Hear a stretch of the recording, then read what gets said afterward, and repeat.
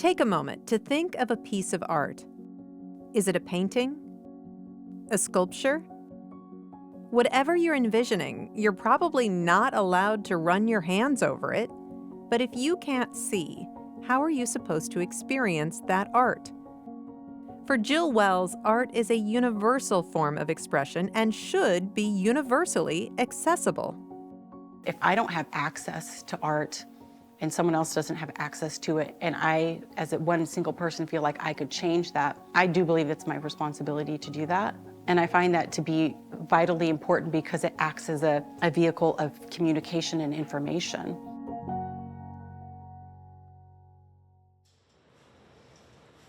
Jill was born and raised in Indianola as the youngest of three. She grew up making art with her siblings and grandmother and received encouraging feedback from teachers all the way through high school. As she was getting ready to study art in college, her brother Lee suffered a brain aneurysm that rocked her family's life. He was in a coma for about 11 months, and the prognosis was not positive. His friends, most specifically, who had never, I don't think I'd ever seen them pray before, they were doing that. He woke up one day, and he had to learn how to do everything all over again. And then one of the impacts of that aneurysm was the loss of his eyesight.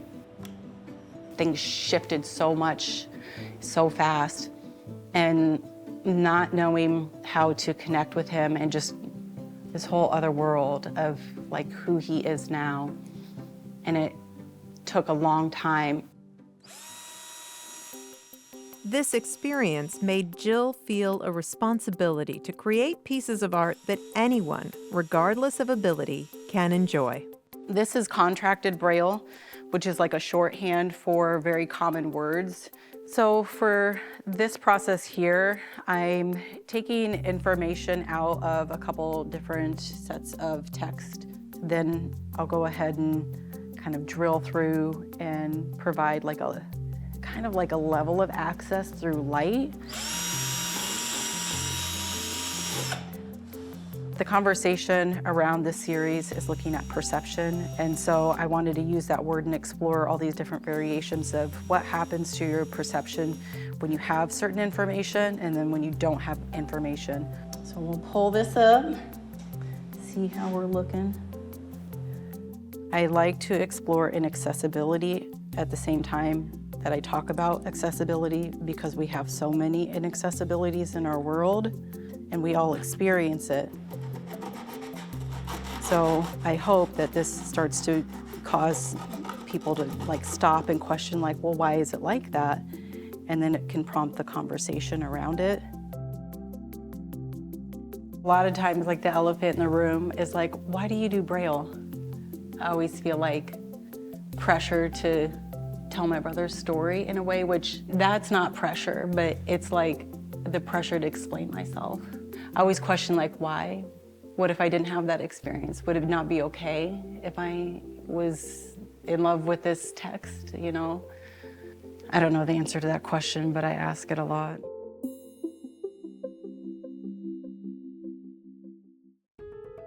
Jill specializes in painting murals and creating interactive installations that incorporate sound, light, and touch. Her work can be found in public schools, on city buildings, and in community gathering spaces, ensuring that art is available for everyone. In 2023, Jill created Iowa's first multi-sensory tactile mural at Martin Luther King Elementary School in Des Moines. The piece features both Braille and a 3D model of the mural as part of its description plaque. There's so many barriers for us to actually be able to engage with art. I'm interested in removing as many of those barriers to the access of art as possible because I find art to be tremendously transformative and powerful. For Jill's brother, art is a means for connection and expression. Rolling, rolling, rolling, here I come. I've always loved art. Whether it be painting or drawing or coloring, I don't want to just blend in with everybody around me. 'Cause I want to stand out. In the spring of 2025, Lee took his art to a new level when he was able to help his sister paint a mural on the west side of Sioux City. Shimmy to the right, shimmy, shimmy, shimmy. All right, I'm gonna hand you your roller. Lay that whole thing nice and flat. There you go, you'll feel it. And you can't mess this wall up. There's so much space. We got a lot to cover.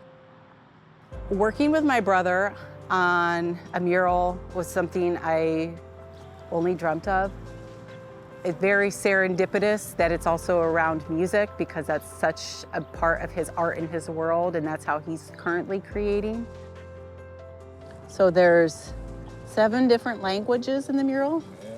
Talks about music as universal language. I sure do.